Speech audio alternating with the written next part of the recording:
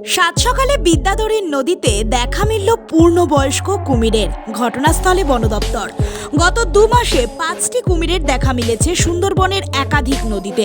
উত্তর 24 পরগনার বসিরহাট মহকুমার সন্দেশখালী 1 নম্বর ব্লকে নেজাটের বিদ্যাধরী নদীতে কুমিরের দেখা মিলল। খুশি মাঝি মোল্লা থেকে যাত্রী ও সাধারণ মানুষ। বারংবার বিদ্যাধরী নদী, রায়মঙ্গল ও ডাসা নদীতে কুমিরের সন্ধান পাওয়া গেছে। কখনো পর্যটকদের ক্যামেরাবন্দি হয়েছে, কখনো আবার মৎস্যজীবীদের নজরে এসেছে। কয়েক মাসে 5টি কুমির বিভিন্ন নদীতে দেখা মেলে। তাই প্রাথমিক অনুমান, দিক ভুল করে খাবারের সন্ধানে কুমির নদীতে ঢুকে পড়েছে। বুধবার সকাল 8টা নাগাদ নদীতে প্রায় 30 মিনিট ধরে কুমির ফেসেছিল। তারপর পেপারের বাসিন্দা থেকে শুরু করে নৌকার মাঝি মোল্লারা পূর্ণবয়স্ক কুমির দেখতে ভিড় জমায় বিদ্যাধরী নদীর পাড়ে। নেজাট অঞ্চলের পাশ দিয়ে বয়ে যাওয়া বিদ্যাধরী নদীতে হঠাৎ দেখা গেল একটি প্রাপ্তবয়স্ক কুমিরের।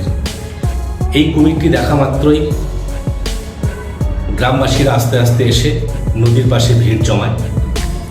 এর আগে কখনোই এত বড় কুমির এই কালীনগর কিংবা নেজার সংলগ্ন যে বেদনী নদী বা বিদ্যাধরী নদী রয়েছে সেই নদীতে দেখা যায়নি। কারণ এই নদীর দূরত্ব সুন্দরবন থেকে কমপক্ষে জলপথে 5 থেকে 6 ঘন্টা। যারা মৎস্যজীবী, বিশেষ করে বিদ্যাধরী নদীর পার্শ্ববর্তী অঞ্চলের যাদের বাস, যারা নদীতে মাছ ধরে জীবনযাত্রা নির্বাহ করে, তারা কিন্তু ভয়ে হয়তো আর নদীতে মাছ ধরতে যাবে না, কিংবা তারা যদি নদীতে মাছ ধরতে যায় তাদের কিন্তু বিপদকে সঙ্গে নিয়েই মাছ ধরতে যেতে হবে।